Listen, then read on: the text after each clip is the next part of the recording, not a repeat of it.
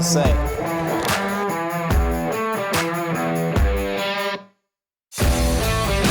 A big fad this year in basketball is the ninja headbands.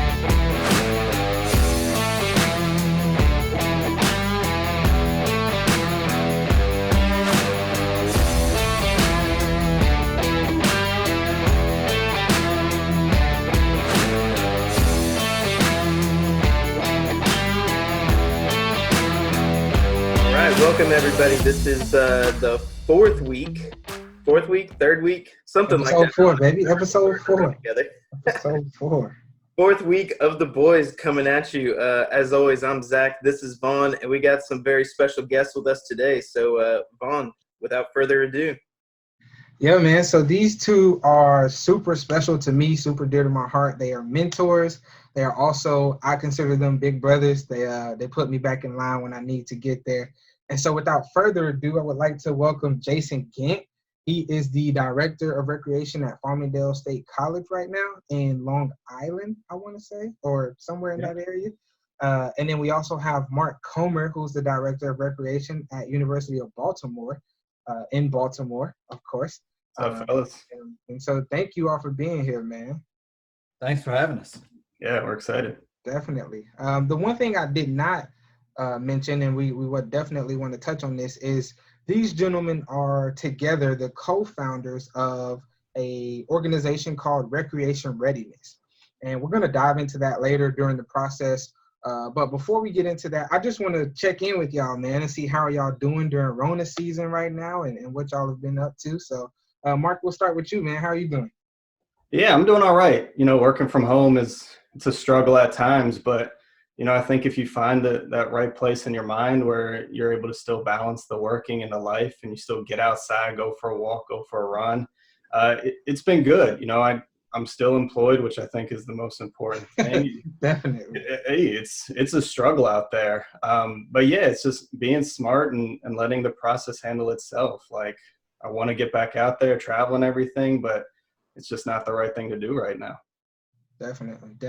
Jay, what's up with you, man? How are you? Man, it's I can't complain too much, kind of like Mark. You know, I'm fortunate to be working from home.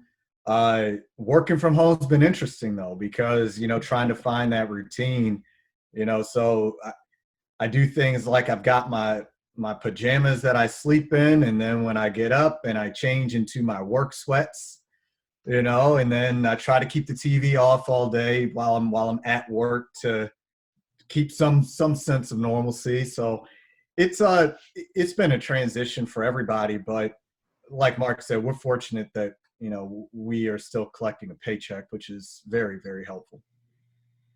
So Vaughn mentioned that both of y'all were mentors for him, and I've had the pleasure of working with Vaughn for about a year, and I understand the kind of big task that it is to keep him in line sometimes. So do y'all have any funny stories about trying to keep Vaughn in line in any situations? Bro. Yeah, I'll say this, like this whole job search process, like, I mean, for as hard and as difficult as it's been for Vaughn, like, I know that's been weighing on me and Mark and some other people, because every time we try to reassure him, every time we try to be like, yo, it'll be okay, it'll be all right, he comes back with some new thing about why the world is ending, and it's like, no, back away from the ledge, it'll be all right. So I will be very glad when my man sees that first paycheck, because hopefully at that point we'll be able to kind of take a deep breath and keep moving. Oh, man. Yeah, I'm not going to pick on Vaughn too much. I mean, but really just for any young professionals and GAs, the emotions are definitely more of a roller coaster. You got Jay and I, we've been in the field for, 10 plus years, and we just don't get as high and as low as we used to. So it's understandable, but yeah, Vaughn's been a trip these last couple months for sure. Yeah, they've definitely been walking me back off the ledge a couple of times. So yeah, man, I appreciate it though. And that's what I mean, man. That's what I mean. They keep me straight. They let me know when to jump, and then they let me know when not to jump. So I appreciate that. Yeah, for sure. That's funny. I know you've had a rough job search. I'm glad that that's nearing the end stages for you. So good Yeah, news man. all around there. Definitely. I appreciate the support, man. We'll hopefully next week on episode 5 we'll be able to talk more details. Um, but for now we'll just make sure I get that pen to the paper before everything is situated and settled, and then go from there. So Absolutely. So obviously we're all working from home. We're all having a good time, those types of things. Jason mentioned keeping the TV off to try to promote work. But when y'all turn the TV on, what are some of the shows that y'all are watching to kind of waste that time? All right. I've been kind of all over the place. Maybe a month or so ago, I did a rewatch of The Wire. So that was kind of good. I was watching it for the second time with someone who was watching it for the first. So that was kind of cool. And I'm from Baltimore originally, so the show is kind of near and dear to my heart. More recently, I finished episode 1 of Ozark, and I'm going to start working my way through that. That was incredible. And on kind of the short term, tomorrow is the season finale of Survivor, and I still watch it. This season's been incredible. It's been it's been awesome. So I kind of have a mix between the serious, the drama, the funny, the reality. I'll watch mostly anything. Yeah, I don't even know where to start. I mean, I've definitely binged through a few shows on Netflix. I think I'm currently on Veep, which is on HBO. And yeah, every once in a while I'll throw on, one of those stupid comedy movies just to get me through a workout or right before bed. It's crazy thinking about it because, before this went down, it's every night. It's like, what sporting events on? Like, what's the NBA game? Like, is the NHL? And like, what can I watch? And now, outside the MJ documentary, which we'll get into, I haven't watched a single second of anything sports related. So it's really forced me to kind of watch a lot of stuff I never did. But with that being said, there's still days I go without turning the TV on because it's just, I don't know, it's not giving me anything. I even had Zoom is my new TV. definitely. Like watch it, all these Zoom chats and stuff. If I'm hanging out with friends or whatever, that's my new form of television. So there's still that connection there. Yeah, I'll definitely say that my wife is happy that there's not live sports going on because now there's something new to watch at night. Every now and again, I get that prod of when I'm watching like Game 7 of the NBA Finals rewatch from 2008. She's like, "Why? You already know what's going to happen." But But we don't though. But we don't. We don't. Exactly. So it's definitely been rough without live sports for me, but happy for some. But I think that we can all agree that it is nice to finally have some live sports back. The UFC had their first live event this past weekend on Saturday with a super stacked card. I don't know, did any of y'all get the pay-per-view? I did not get the pay-per-view. I did, kind of brush up on just kind of the highlights, like ESPN was showing highlights and stuff. I honestly wasn't really interested in the fights. I was more so interested in just the outcome of like there being no fans, and kind of what that process was like. Apparently, one fighter was told he couldn't fight because he tested positive for the coronavirus before the fight. So yeah, I was just interested to see what that process was going to be like, and if there was anything that other sports would be able to take from that. The one thing that was like most interesting to me, and I want to hear y'all take on it, was during Greg Hardy's fight, he said that he was able to win his fight because he could hear the commentators talking and it helped him adjust the way he was fighting. And so if that's the case for UFC, like I know that will probably be the case for maybe NBA where players and coaches are close together, and maybe some other sports. So like, do y'all have any takes on that, or like did y'all hear that story and kind of what are y'all thoughts there? Yeah, I didn't hear the story, but it makes sense. And from a UFC standpoint, they might need to move the guys into a booth or something to protect the integrity.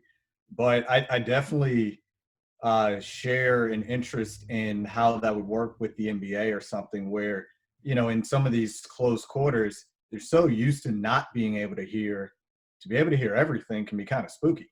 Yeah. And I don't know if y'all still watch wrestling, but I still watch it here and there. And they've been running live programming without fans as well. And I never realized how completely different the product would be. Like there are no similarities. You can't say, yeah, it's still the same. It's not the same. It's You not. know, when the fans are gone, the whole kind of storyline element, because it's always good versus bad, you know, that kind of gets thrown out the window. Yeah. Yeah, Because that's the fans determine like who's good and who's bad. Like Right. the fans determine who they're cheering for. yeah, and you'll get that a lot. You know, it'll be interesting because sports are going to start back up, and they're going to start back up without fans. Right. So, is home court or home field going to mean anything when you don't have the fans cheering and booing?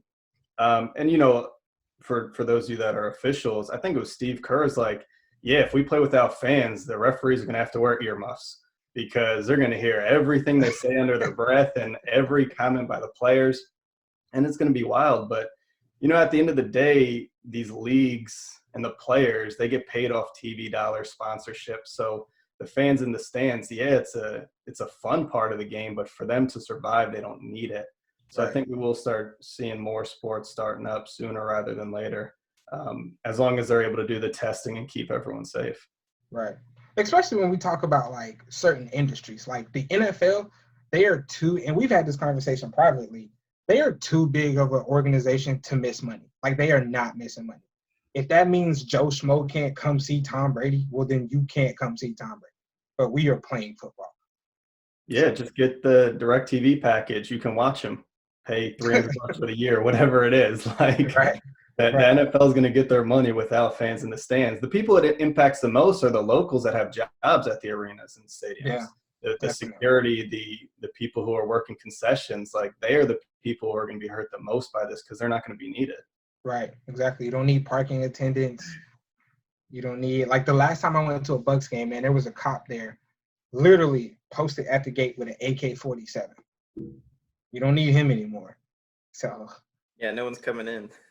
yeah, that's tough. I do wonder, what do y'all think about some of the changes that might happen after? So when they do start letting the fans back in, are there going to be the 15 people behind the hot dog stand, you know, making all the food and all that stuff? Or are we going to walk in and there's going to be a vending machine where E4 means all beef hot dog, E7 or D7 means, you know, just a frank, and you can kind of customize it and automation might take over. I do wonder about kind of the residual effects. Yeah, I think so. I've been on two like totally different ends of the spectrum during this whole thing, right? The one end, I do believe, I think I have enough positivity and belief in mankind and in human beings that we will not go back to the same, like things will be completely different. On the other hand, a part of me believes that humans are so stuck on history and humans are so gun-ho for what things like they need normalcy. We need, I need the drunk dude next to me yelling and screaming and he doesn't know what's going on. Like I feel like humans need that so much to where like we're gonna get back to a point where we don't care again. Prime example, so me, my girlfriend, her dad, and her mom have been going bike riding. Well, we went bike riding Saturday, and we went out on the beach, like not on the beach, but we were like on a pathway by the beach, and you could see everybody out there. That is the most crowded I have ever seen the beach. People are out there playing tackle football. I'm like, that is not in accordance with the 6 feet distance that they told us to be in. And it's just like they don't care. It's just like I think you have the spectrum of people that are going to take precautions, and then you're going to have the spectrum that is like, I don't care. Just let me in the game. Like, I will stand behind 30 people for my nachos. So, I don't know. Like, I'm kind of on both ends of the spectrum. I don't know. I wouldn't be surprised if we don't go to fans in the stands until fall of 21. You know, once we have the vaccine and everything, and they just go without fans because NFL, NBA, NHL, all these they're not trying to get lawsuits. And they're going to make their money without the fans. So, yeah, like the beaches you're talking about, people are crazy. like I wouldn't trust people in the arena. Like they're going to move up. They're going to try to get better seats and not maintain that distance. Yeah. Yeah, I definitely agree. I think people are going to just revert back to their old habits as soon as this is done. Some things will stick, like maybe people will wash their hands more frequently or for longer periods of time. But when we go to a sporting event, like it's all about fighting for position. And I'm not going to let the person take another half step in front of me to get to the vending machine for my hot dog before I get there. So I think that some things you're going to be able to fix, but not all of them. So that's going to be interesting. Definitely going to be interesting moving forward. We keep talking about, or we keep mentioning how like the major sports and all that don't necessarily need the fans. The NBA had a call with all their players or something like that happened last week, I think like Thursday or something. And they're looking at like losing over $1 billion because of the shutdown with this season. And Adam Silver came out and said that 40% of their revenue, or a number close to that, is based off of the fans. So like, I think you're going to see a lot of players take a hit financially that they weren't necessarily expecting. While they're still going to get paid, it might be 40% less because they don't have the same, cut coming to them from the spectators and the fans that they've already previously negotiated. Yeah, MLB, I was watching ESPN yesterday. MLB, they were supposed to have a meeting today where, like, they're going to have a shorter season, of course, and they were talking about doing a 50-50 split for revenue, and they said majority of the players was like, nah, bro, we ain't going for that. And so that's going to be an interesting battle as far as, like, if the NBA says, hey, we're playing, but players are like, well, we not playing. Like, not if y'all not paying us what we want. So it'll be interesting to see, man. I think we are going to have, at some point, it's going to be the conversation of selfishness versus selflessness. And it's like, can you, which I think people can you live on $1 million versus the $30 million we were supposed to pay you in order for the world and for people to get their entertainment and their enjoyment back? And that's easy for me to say because I'm not making that money. Like, I have no contract for $30 million. So it's easy for me to say, yeah, they can live off of $1 million. But for these people, they got $1 million houses. So they got other stuff they got to worry about. They got 30 family members they have guaranteed to take care of. And, they got different situations. So it'll be interesting to see what we get to, man. Yeah, for sure. But I guess we can, while we're talking about money, we can kind of transition to someone who didn't make a lot of money. And kind of go back to The Last Dance with, we had those episodes. Scottie Pippen made lots of appearances this week talking about some stuff. How are y'all feeling, Mark and Jason, about the MJ documentary so far? It's great entertainment. I'll say that. Like, the one funny thing I find a little funny is Jordan was worried that this documentary would make him look like a bad guy. And I think anyone who's an NBA fan knows MJ was always intense and he's a killer. He's a stone cold killer. But I think it's funny that MJ has done everything he can to put everyone else on blast. He's getting Scottie Pippen multiple times. He's got Rodman. He's even like, Kerr punched me first before I punched him in the eye. He's going at BJ Armstrong, like BJ Armstrong. I don't know anything about BJ Armstrong, but just watching the interviews, he seems like the nicest guy in the entire world. And Jordan's just out here like that poor dude from the Bullets. It's just like, why? He didn't even say anything to him. Jordan lied on that man. Jordan, that's the thing. We're not crushing everybody. He's just like he's a bulldozer right now. He's just going every which way. Just, it's great. It's hilarious. Like, but he is making sure he takes everyone with him.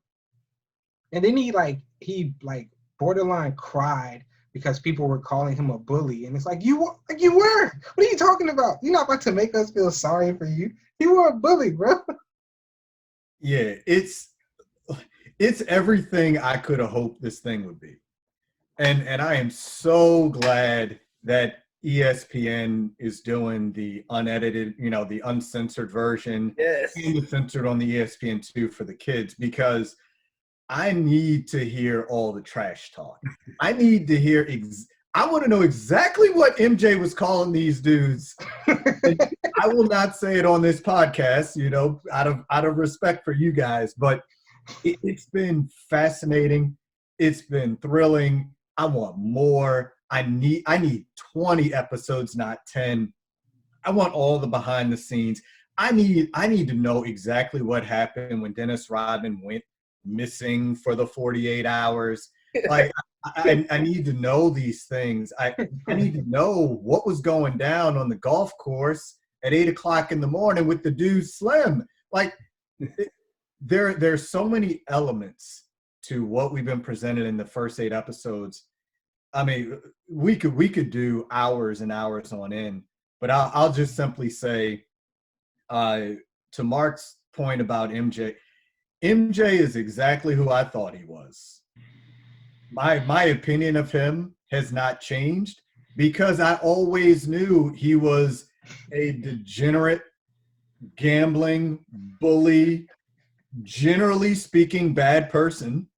And he has taken all of everything, the essence of him, and he put it into being the best in the world at a job that anyone has ever done. You know, you can argue that he did his job of playing NBA basketball better than anyone else has ever done their specific job. And it's been fascinating. I do think he was lucky though, because he came up in the era without social media. And frankly, I think that given everything that's coming out, 20 years later, I think it gives me a greater appreciation for what LeBron has been able to do just from a social media, appearance and just being someone in a public figure. Because if MJ was in today's age, there's no way he'd be the same guy that we adore. He wouldn't have had a movie with Bugs Bunny if it was the MJ we knew. Yeah, nah, not at all. Not at all. I think the thing that stood out to me. So my highlight up until this previous Sunday, my highlight was the Dennis Rodman story and him having to go get him out of Vegas, right? Which I'm pretty sure they don't talk about. MJ probably hit the casino before he went to go get him, but that's another conversation. It probably took him 3 days to find him. In the lobby, he had to go through it just to get to the door. Oh man. So that was my original highlight. And then my highlight totally changed. What has finally put the nail in the coffin for me to be able to admit that Michael Jordan was the best basketball player we have ever seen was the ending scene of him laughing, genuinely laughing at Gary Payton telling him he was a problem. It's one thing to chuckle, but Jordan was genuine, he was laughing. He was genuinely laughing at one of the best defensive players. This guy was defensive player of the year that year. And Jordan laughed at this man telling him he gave Jordan problems. And I am super interested to I wish I could have been next to Gary Payton when that aired, because I would have loved to see his reaction to that. He had to feel some type, I would have felt some type of way. He had to feel some type of way. Yeah, So, it's the thing for me, I think, from Sunday night was when MJ just started at the very end. He's like, yeah, and I'm paraphrasing. Basically, if y'all think I'm a tyrant, it's because you've never won anything. and I'm sitting there, and I'm just like, MJ really called everyone, tens of millions of people, losers. He called every last one of us a loser. He apologizes for nothing. He's just like, look, if you got a problem with it, that's your problem. And I kind of, in a weird way, I kind of admire him from that standpoint of just, if you are so confident in yourself and who you are, and you're comfortable in your own skin, to just be like, look, I don't really care what y'all think. I came here to win, and guess what? I won. I'm not saying that that approach is something that I would take or something that is for everyone. I think it takes a kind of a psychopath to really operate in such a headspace. But the man, he did it. And it's hard to argue, with all the results that he had. that's tough. There's a lot. Yeah, definitely. So we've chatted about some sports a little bit, and we don't want to keep you all too long. But one of the things we mentioned when we hopped on this call was that both of you were the co-founders of Recreation Readiness. And so now we kind of want to just give y'all a chance to lay the foundation, let people know what Recreation Readiness is, where it came from, how it got started, and kind of where it is today. And then we have a few questions that we want to ask as well. So Mark, Jason, whoever wants to take the floor, we'll kind of let you all just kind of introduce Recreation Readiness to UWF and to the world. So. Yeah, I'll start with kind of a background as quick as I can make it, because it was a long time coming. Mark and I just didn't know that it was a long time coming. But he and I had been fortunate for several years to be able to teach flag football clinics overseas in Germany for the U.S. Army. So we were over there, and as it evolved, we kind of told them, hey, we both work college football, we could do your tackle football clinic as well, which we did in summer of 2018. So while we were over there, one night we were kind of reminiscing about the times and all, that we've been able to help. And it was just kind of a out there question of, I wonder if they've ever thought about doing an internship, because for all of our successes, it kind of came later on. I think, Mark, you were a GA the first time you went, but over the years, we had become older, and we said, what a great opportunity this would be for students, to be able to be involved in something. And next day we went to dinner with our friends in the Army, and I just kind of threw it out. Hey, have y'all ever thought about an internship program? And the response was very well received. Later in the week, Mark, myself, and the fitness director from the Army, we had lunch, and we just spent about maybe 3 hours, and we just planned this all out. So what was born was a summer internship where we would send 4 college, whether undergrad or grad students, over to Wiesbaden, Germany. And that is where the students would be running weekly summer youth sports camps. So 1 week might be flag football, 1 week might be basketball, soccer, volleyball, fitness. And that's kind of the basic, of where it is we came from. So I'll pass it to Mark for his thoughts. Yeah, it was one of those things where we discussed it that week, and I think less than a week after we got back, the company was made. We don't want to waste much time on that, but the plan has always been to grow it. So we were on one base in 2019, and in 2020 we hope to grow. Unfortunately, with everything that's happened, we've had to cancel this year's internship, but we will be back in 2021, and the hope is that we can expand it from one base to 2, 3, 4, 5, 6, because we know how important it is to have summer camp experience for a lot of the people in our field. And it is very hard to get if you don't go to a school that has that and allows their undergrads to get it, or if you're not a GA with summer camps in your title. So this internship it's 2 months long, and honestly, we fly the interns out there round trip to and from an airport of their choice. We give them a nice meal stipend, and they have a lot of time to travel. So not only are they getting that great experience, but they're getting 3-day weekends. They're getting a week off for July 4th, which usually comes out to about 10 days, and they can go travel wherever they want. I think last year we ran the numbers, and it was like they went to 9 different countries and 21 different major cities in Europe, and that's incredible to be able to do that. So yeah, we always want to do things for the up and coming students that we wish we could have done ourselves, and this just made too much sense not to jump on it. Yeah, so I wish I had known about this. Where do I submit my application? Well, what, Zach? It's funny you mentioned, because we want to be inclusive. So we have pretty broad standards, to be honest. You can be as young as a sophomore, as a rising sophomore, who is, I think, 18 or 19 is the minimum age. But we even added in a recently clause of recently graduates, like recent graduates or something, because one nice thing about owning your own company is that you have the freedom and the flexibility to move, you know, with the times. So we're not, you know, we're not locked into you must be this. We might create a rule, and if we realize that rule is not a great rule, then we will change the rule. So Yeah. if you want to apply, you know, go right ahead. I know the head of HR. His name is Mark Comer. The application process is pretty simple too. Like we don't make it extremely difficult, and we understand a lot of people don't have the youth camp experience. So we're really looking for personalities. Are you going to be good with kids? Are you going to be good with the same 3 people for 2 months and not go crazy and want to rip each other's heads off?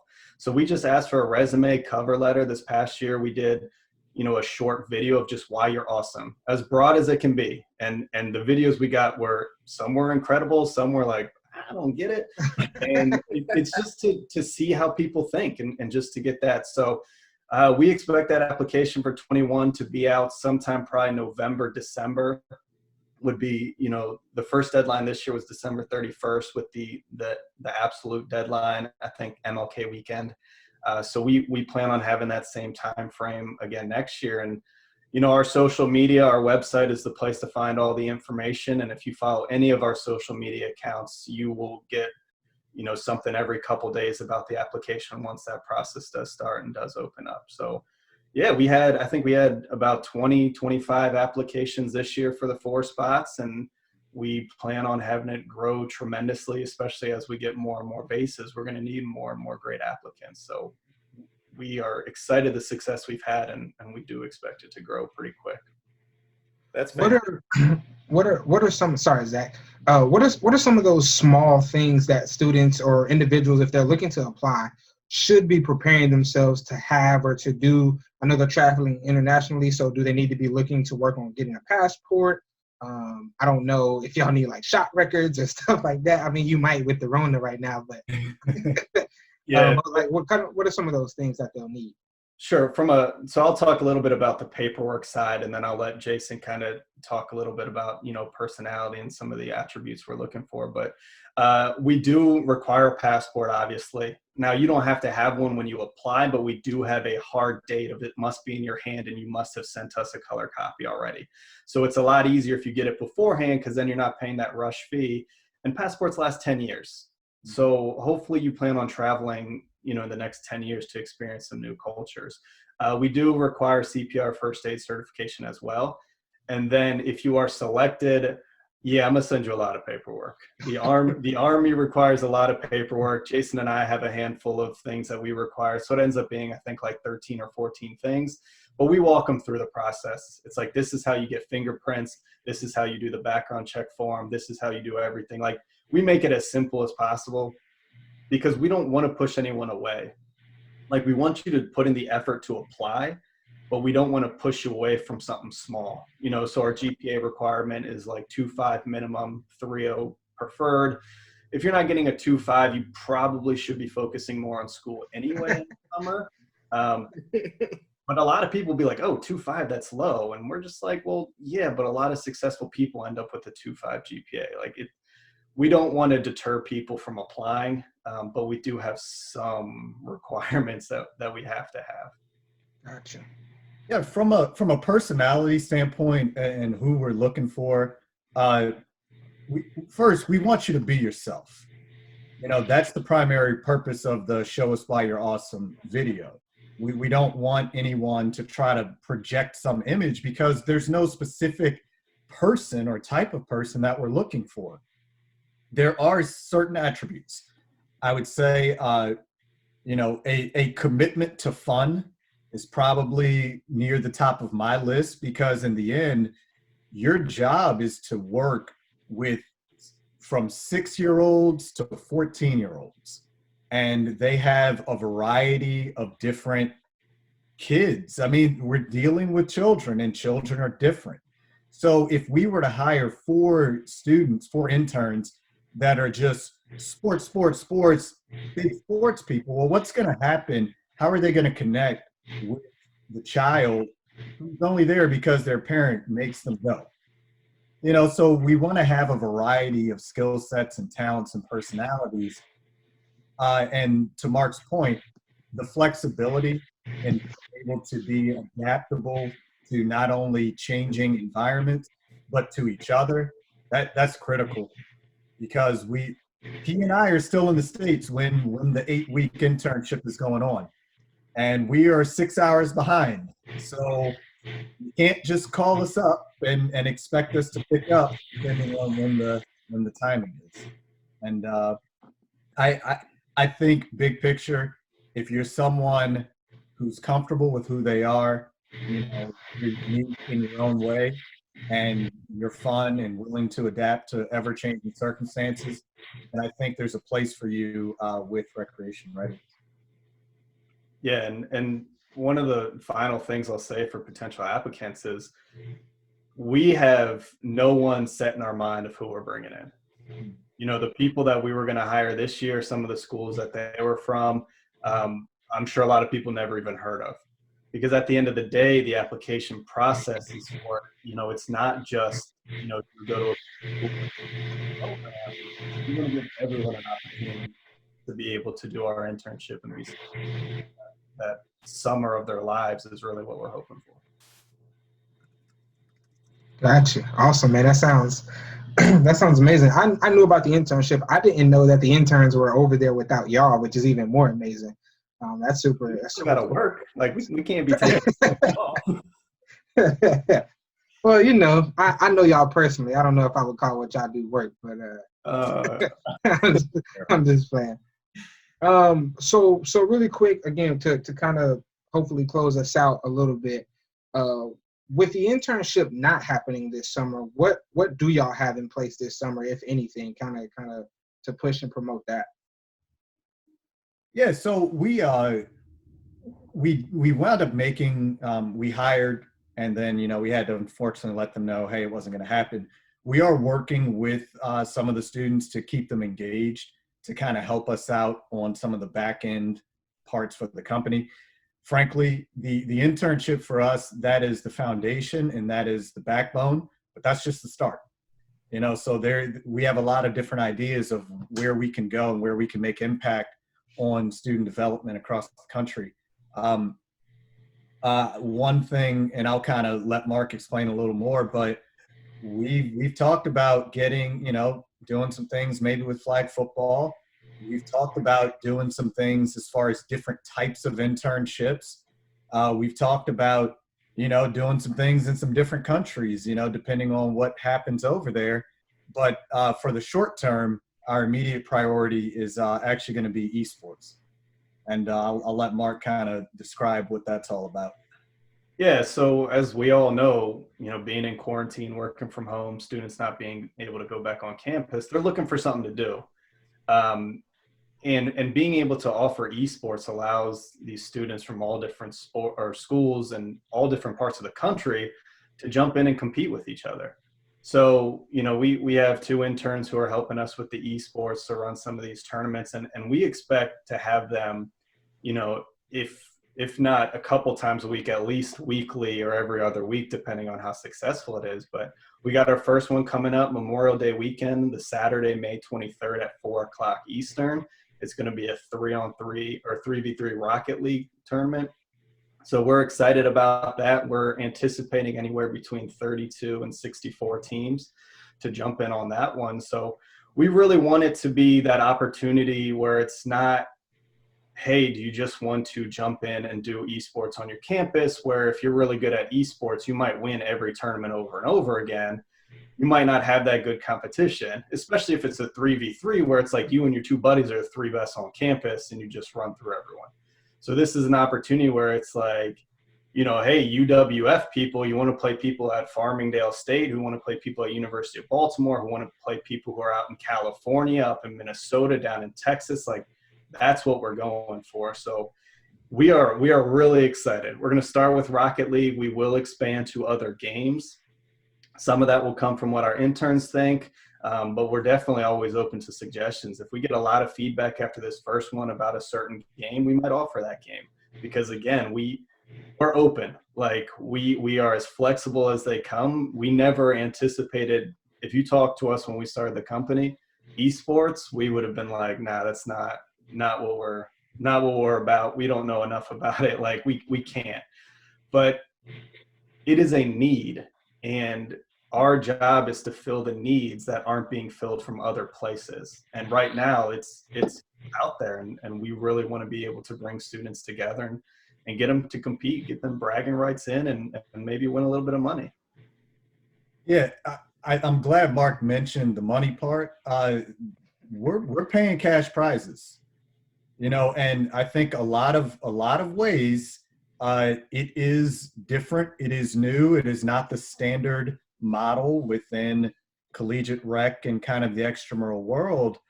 But we feel it's important to, one, give the students what they want. You know, one thing, and I'll only speak for my campus in particular, we struggled a little bit getting students to participate in our esports events. And when I've reached out and gotten some of the feedback, it's been very clear. I don't want a t-shirt. So we have an event that's free, and the prize is a t-shirt that I don't really want. There's no commitment. There's no buy-in. There's no, kind of skin in the game. So why would I do it? Well, our thought is, okay, if you give them something that they want, then one, it follows the model of what esports across the world has been doing. And we think that there is a space to be able to kind of offer prizes that make sense for the type of competitor that we are looking for. Yeah, so this first tournament, it's going to be a minimum of $500 prize pool, and that's really to protect us in case we don't hit that 32 team number. If we hit 32 teams, it's going to be greater than $750. If it hits 64 teams, it's going to be like $1,500 prize pool. So it really just depends on the team numbers, because we're putting almost all of the money from the entry fees into that. The only thing we're doing is covering a couple of the costs that we have on the back end in order to set up the tournaments and get the registrations out.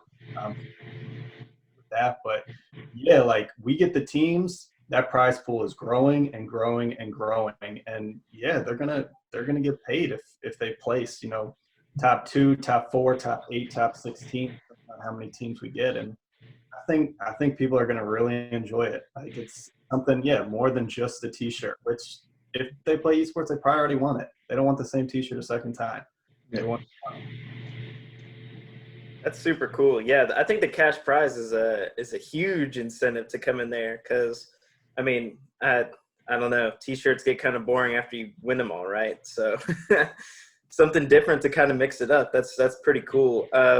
So you guys sent us a very extensive list of social media platforms and ways to get in touch with y'all. So don't dive too deep into that, because we'll link it all down in the caption and whatnot. But will you just kind of run through the most popular ways for people to get in contact with y'all?